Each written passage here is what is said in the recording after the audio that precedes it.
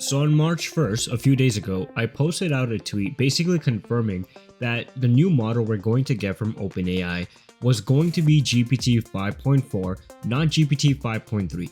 The reason? I found a leak from an OpenAI Codex team member, and while he was showing a new feature of the Codex feature, he accidentally leaked the GPT 5.4 model. Now something interesting just happened because yesterday, OpenAI made a post and they basically confirmed that the 5.4 model is coming sooner than we think. Obviously, this was a crazy coincidence, or maybe not.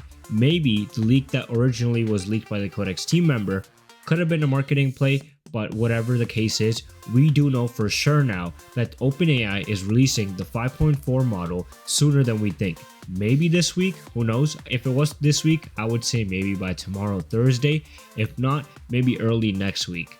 Now, what's really crazy is that there are other updates that came today, and these updates are pointing that the GPT 5.4 model might be actually a big jump from OpenAI. So what are the updates that we might be seeing?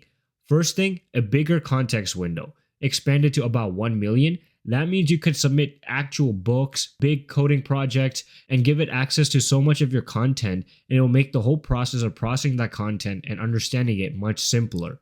As well, there's supposed to be a new extreme reasoning mode coming out, which is supposed to have more compute and deeper thinking, which is probably going to be very useful for tasks that involve obviously more thinking, but more logical tasks, more coding projects, things that require the AI model to take some time, understand the problem at hand, and provide you with an answer that doesn't seem rushed.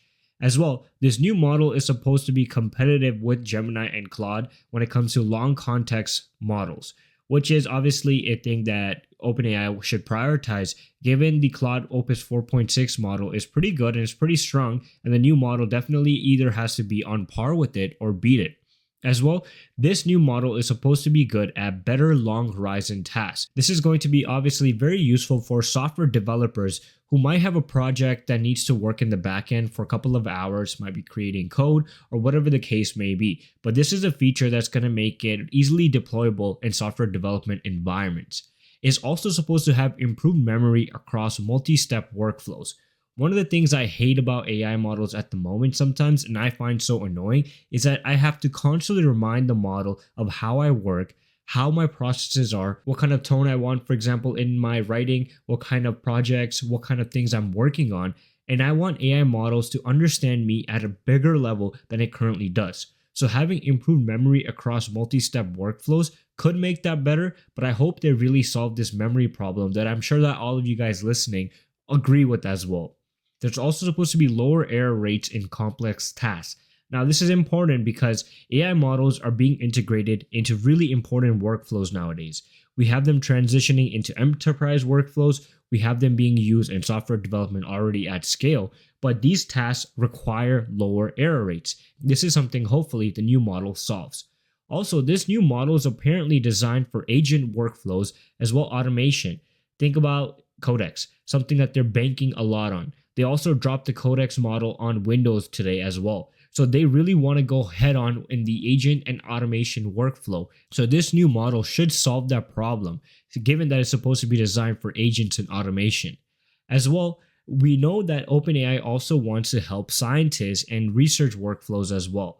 That is why this new model might be good for scientific research and complex problems, which is a good thing. Science-based work, especially given with AI, could help speed up discovery across the world, which is going to be helpful not only for researchers, but humanity as a whole. And this is supposed to be part of OpenAI's shift to monthly model updates, so we might be getting more frequent updates from OpenAI rather than the ones that we see right now, which is good for us. Maybe that means they are able to take the feedback we provide them, retrain the models, make some upgrades, and push out models that are capable and are meeting the needs of users live, which is going to be very beneficial for all of us and beneficial for me as well, because then I have a lot of things to talk about when it comes to these new models. So I'm happy with that. I hope you guys are happy as well. And now what I'm going to show you are early tests of the new model. Based on what we know so far, OpenAI has basically publicly made it known that they are dropping a new model. And what it looks like is that people are actually getting A/B testing in OpenAI at the moment. And you can see that even this person that released all these leaks that he have he's saying that if you have a thumbs up or down button next to the COT summary, which basically is saying like, what, here's my response, OpenAI will say that, do you like this or not? They're kind of doing A/B testing to understand if the new model is meeting the needs of the users, which is important before a model release. So we can see the generation from this new model, according to this person, is a massive jump in coding. It can output about 6,000 lines in one prompt. Obviously, the line count doesn't mean anything. At the end of the day, it's all about the generations and what the new model is able to produce. So what I'm going to show you are a couple of generations from the new model. We can clearly see that even from the first example, this is a simulation of the Earth and all of the solar systems. We've seen this test multiple times, and usually it started off with animated looking planets, but now we're actually looking at planets that look very realistic, and this was coded using the new model. So definitely this model has upgrades when it comes to coding abilities and generations, 3D visuals, and everything like that. Let's take a look at another example. Now, I love doing voxel tests because number one, they're just fun to do. As well, it tests the model's ability to code creative environments. So if this is what the new model is able to code out, which looks like a voxel castle and like a town or something like that, I can't wait to test this out myself because I love doing voxel farm style games as well. You know, obviously the basic one, Minecraft, which I'll show you as well because the new model was tested on that. But this output is definitely one of the best ones I've seen so far. And if this is one prompt as well, this is kind of crazy, guys, because this new model might be really good at coding, as this person says. Then we have the famous SVG PS4 or PS5, sorry, I think it's PS5. I haven't used mine in a minute, so I kind of forget what the controller looks like. But this SVG test, does the Gemini model kind of do better? Yes, but this is not bad. Like, I'll take this. It looks like the PS5 controller and everything like that. We also see this test being tested across many models nowadays, but it looks like SVG generation is a little bit weak compared to what I've seen so far.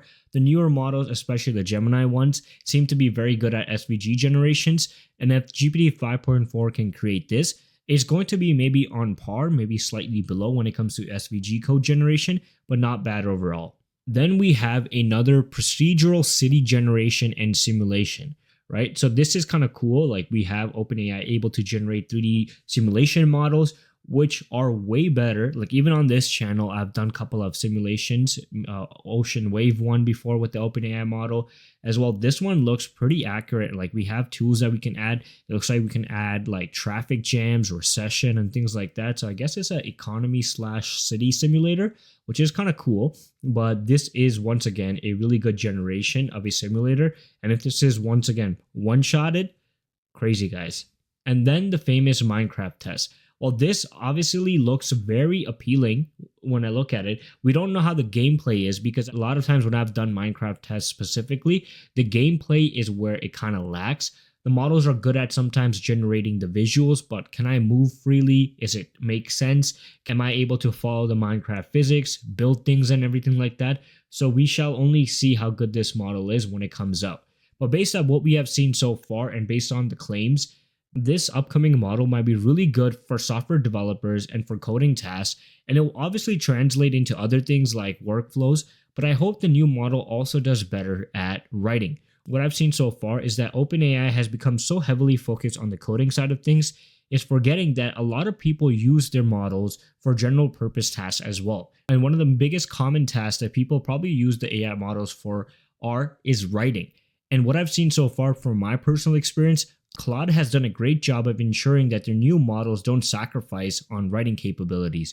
But OpenAI, on the other hand, it has lost its edge when it comes to writing capabilities, so I hope this new model not only brings software and coding abilities, but also brings good writing abilities. But that's it for today's video. Make sure to subscribe to the channel, follow us on Twitter, follow the world of AI, and don't forget to subscribe to our newsletter. We post constantly and you don't want to miss this. I'll see you guys in the next one.